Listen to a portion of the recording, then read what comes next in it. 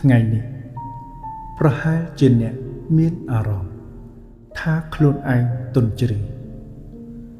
មានអារម្មណ៍ថានឿយហត់ហើយអ្នកប្រហែលជាគិតថា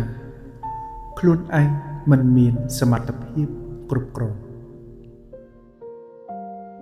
ប៉ុន្តែ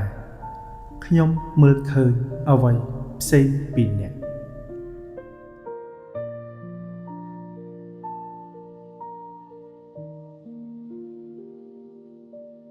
អ្នកនៅតែឈរ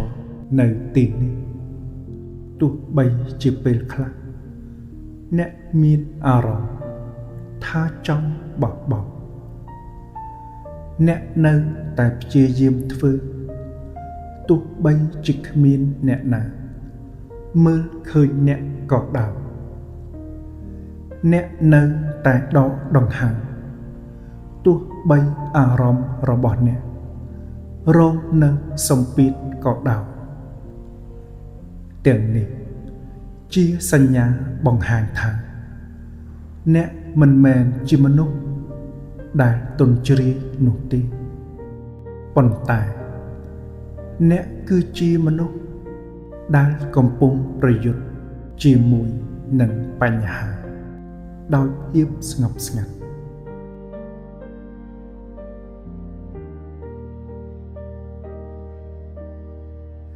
អ្នកប្រហែលជាមិនសម្លឹងឃើញពីភាពរឹងមាំរបស់ខ្លួនឯងប៉ុន្តែរាល់ថ្ងៃដែលអ្នកមិនបោះបង់នោះហើយគឺជាភស្តុតាងដែលកំពុងបង្ហាញថាអ្នកគឺជាមនុស្សដ៏អស្ចារ្យ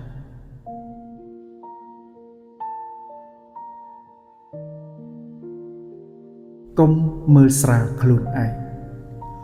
កុំប្រៀបធៀបខ្លួនឯងជាមួយអ្នកដទៃអ្នក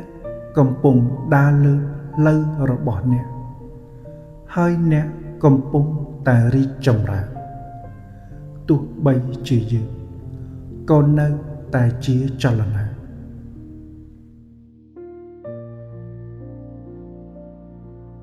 ថ្ងៃណាមួយអ្នកនឹងមើលត្រឡប់មកថ្ងៃនេះហើយនិយាយថាខ្ញុំមិនដឹងថាខ្ញុំធ្វើបានយ៉ាងម៉េចនោះទេប៉ុន្តែខ្ញុំធ្វើបានហើយនោះហើយគឺជាខ្លួនអ្នកពិតប្រាកដ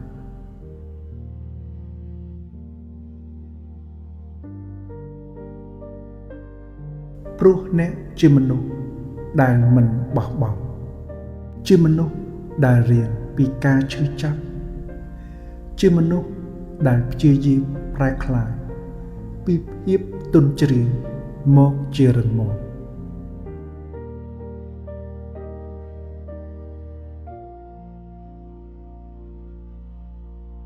ឥឡូវនេះសូមទុកអ្វីមួយឡែកសិនចុះហើយសម្រាកឲ្យបានលំលូកនិងមានសុបិនល្អថ្ងៃស្អែកអ្នកនឹងភ្ញាក់ឡើងជាមួយនឹងអារម្មណ៍ដ៏ស្រស់ថ្លានិងថាមពលផ្លូវចិត្តដ៏រឹងមាំខ្ញុំនៅទីនេះគឺ